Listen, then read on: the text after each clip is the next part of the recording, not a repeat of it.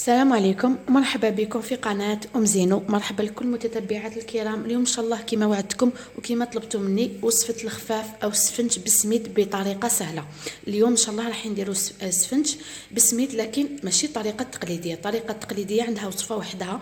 اليوم ان شاء الله كما طلبتوه مني، حبيتوا حاجة سهلة ما تعييكمش، انا جبت لكم الطريقة البسيطة.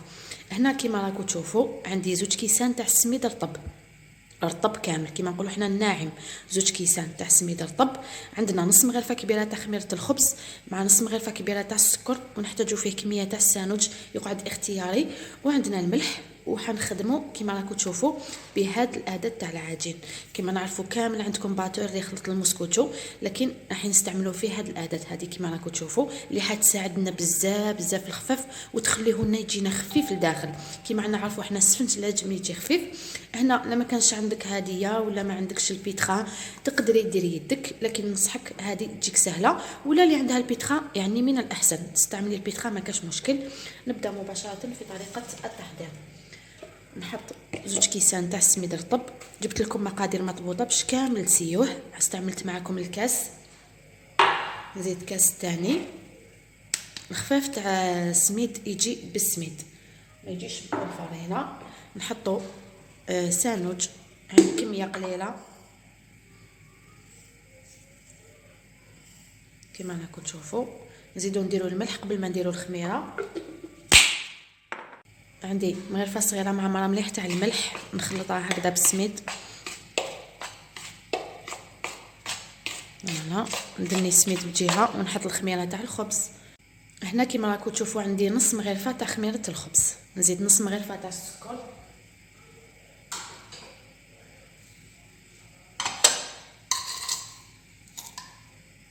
هكذا البنات كما راكم تشوفوا. هنايا نفهمكم حاجه، الكاس اللي كيلت به السميد راح نكيل به الماء. عندي هنا كاس تاع المدافي، راح ندير المدافي ونشوف الا كان دالي كامل الكاس ولا لا. بسم الله نخلط. بسم الله.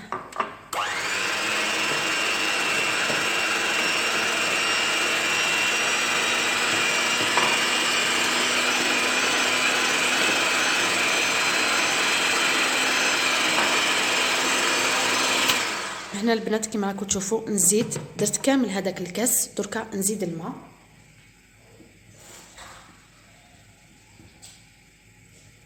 هاوليك زدت الكاس الثاني باش نشوفوا شحال ياخذ لنا الماء على حساب الكيل اللي عطيته لكم.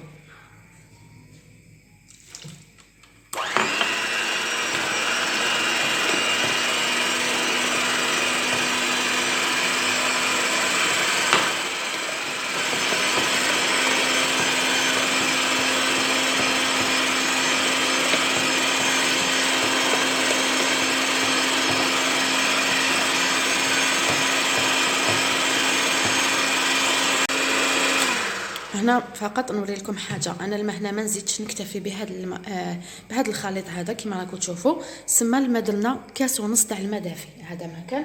درك نقعد نستعمل هذه الطريقه هذه حتى تصبح عندي العجينه متماسكه تاع السفنج هكذا. هنايا نفهمكم حاجه ملاحظه فقط، كاين سميد اللي يشرب وكاين سميد اللي ما يشربش. هنا انت الا كشتي السميد تاعك يشرب تقدري تكتفي بكاس تاع الماء وشويه، ما ديريش كامل الكاس والنص باش ما يجيكش كما نقولوا حنا جاري بزاف. هاوليك شوفوا هنا كيفاش كان القوام تاعو.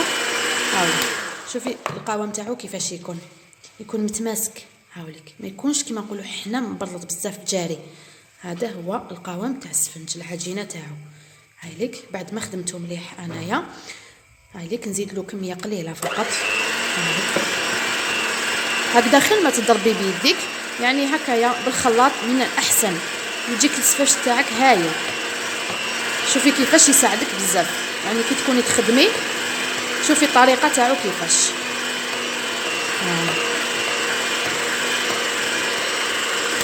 فوالا كيما راكم تشوفوا.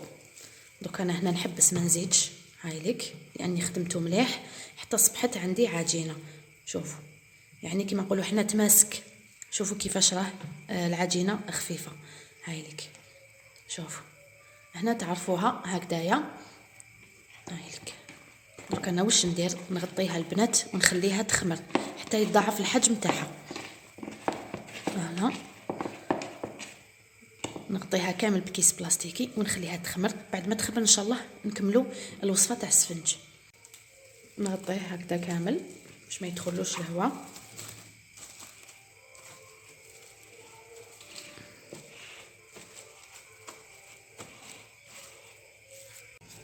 هنايا كيما راكم تشوفوا العجينه تاعي راهي خمرت. نهبط لها الخمور بسم الله هكذا بهذه الطريقه.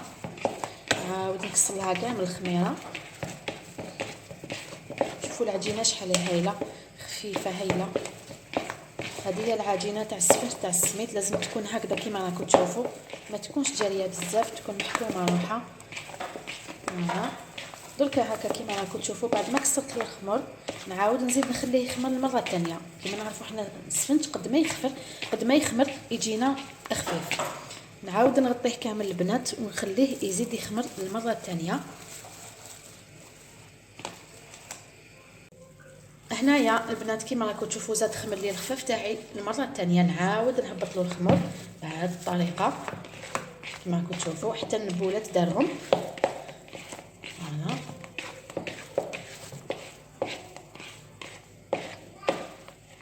هكذا.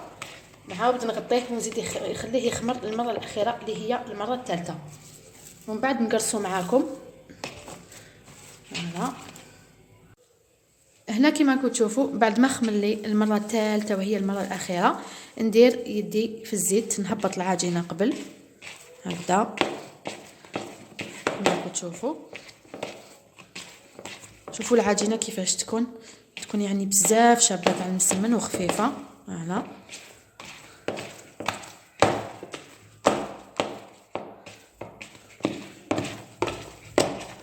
هو السفنج يحب الخبيط. هاك ندير يدي بشويه تاع الزيت ونقرص كيما نقرص المسمن هكذا كيما راكم تشوفوا. هكذا حبيبات صغار. فوالا بهذه الطريقه حتى نكملهم كامل. هنا كيما راكم تشوفوا بعد ما قرصتو كامل خبيزات صغار نغطيه ونخليه يريح يخمر لي حوالي 5 دقائق برك ونطيبوه كيف. هنا كيما راكم تشوفوا الزيت درتها راهي تسخن. هنا السفنج تاعي بعد ما خليته خمر كيما قلت لكم. دوك ندير دائما الزيت في يدي هكذا كيما راكم تشوفوا. نحي بسم الله. تبعوني مليح هنا كيفاش غنحل بالنسبه للمبتدئات. فوالا بهذه الطريقه ونحطها بسم الله. نخليها حتى تسخن مليح تطلع باش نقلب عليها الزيت.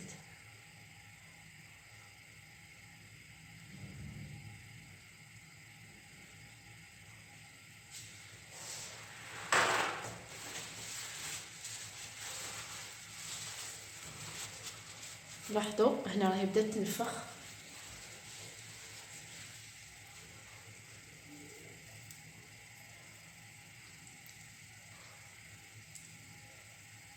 ندني لكم الكاميرا باش تشوفوا مليح.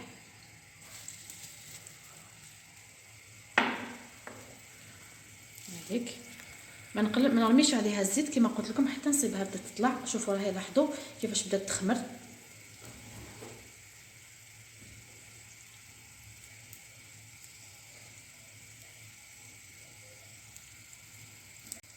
شوفوا البنات هنا الله يبارك بسم الله. شوفوا كيفاش طلعت.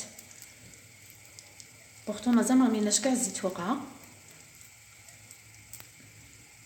ما شاء الله. سر نجاح الخفاف في هذا المبابل كيما راكم تشوفوا. الخفاف لازم يدير هذا المبابل محسوب لانه راه خمر مليح ويجينا خفيف لداخل.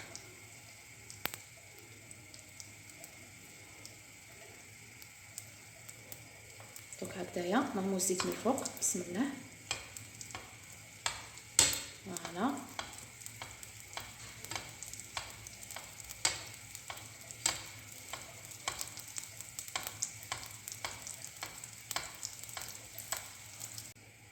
دوك هنايا نقلبها بسم الله.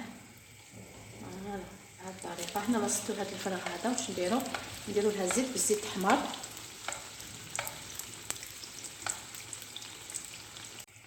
دوك هنا البنات بعد ما حمرت لي من تحت كيما رانا نشوفوا هايليك نحطها في طبسي. درت فيه بابي باش يشرب الزيت.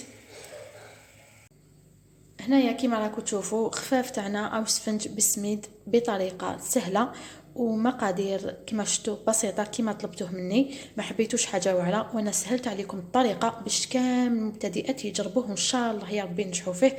ما كاش كيما سفنج تاع السميد اللي هو اللي يقعد طري خير نتاع الفارينه. نتمنى ان شاء الله تجربوه. وبالمناسبه السنه الامازيغيه نقول لكم اسكاس مكاس، حنا كما نقولوا حنا القبائل نحتفلوا بهاد يناير، نديروا سوا خفاف سوا تختوخه اي حاجه لو كان نديروها. نتمنى ان شاء الله كما قلت لكم يكون عجبكم. هنايا هاي ليك حبه نقسم لكم تشوفوا كيفاش يجي الخفاف تاعنا تاع السميد، يجي خفاف بزاف هايل. هاي ليك شوفوا شحال طري، يجي خفاف طري ويجي فارغ من الداخل. هاوليك ما فيهش بكاع بزاف العجين. نتمنى ان شاء الله تجربوه وتعطوني رايكم، ونقول لكم الى عدد مقبل ان شاء الله مع وصفات اخرى. تهلاو في روحكم وسلام.